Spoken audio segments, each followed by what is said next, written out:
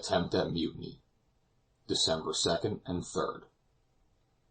For 4 hours we have succeeded in keeping the water in the hold to one level. Now, however, it is very evident that the time cannot be far distant when the pumps will be quite unequal to their task.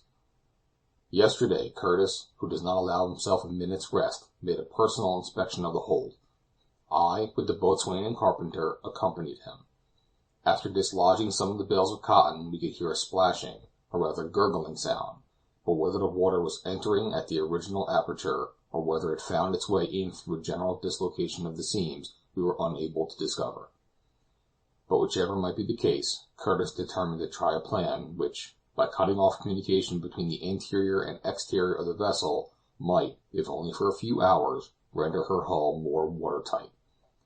For this purpose he had some strong, well-tarred sails drawn upward by ropes from below the keel as high as the previous leaking place, and then fastened closely and securely to the side of the hull.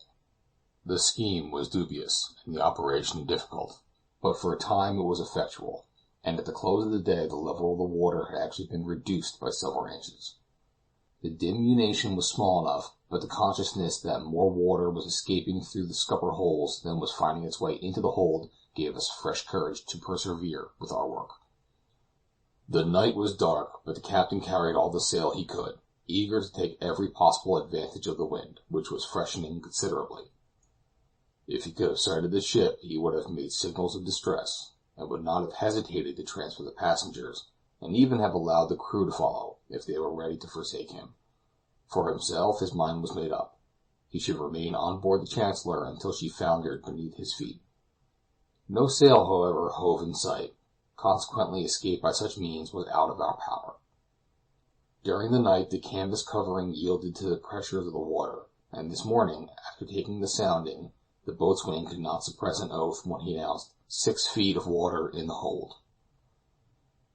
The ship then was filling once again, and already had sunk considerably below her previous waterline.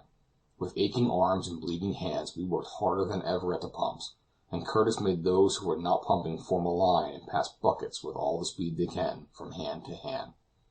But all in vain. At 8:30 more water was reported in the hold, and some of the sailors, overcome by despair, refused to work 1 minute longer. The first to abandon his post was Owen, a man whom I have mentioned before as exhibiting something of a mutinous spirit. He is about 40 years of age, and altogether unprepossessing in appearance. His face is bare, with the exception of a reddish beard which terminates in a point. His forehead is furrowed with sinister-looking wrinkles, his lips curl inward, and his ears protrude, while his bleared and bloodshot eyes are encircled with thick red rings. Among the 5 or 6 other men who had struck work I noticed Jynxtrop, the cook, who evidently shared all Owen's ill feelings. Twice did Curtis order the men back to the pumps, and twice did Owen, acting as spokesman for the rest, refuse, and when Curtis made a step forward as though to approach him, he said savagely, "I advise you not to touch me," and walked away to the forecastle. Curtis descended to his cabin, and almost immediately returned with a loaded revolver in his hand. For a moment Owen surveyed the cabin with a frown of defiance, but at a sign from Jynxtrop he seemed to recollect himself, and, with the remainder of the men, he returned to his work. Chapter 23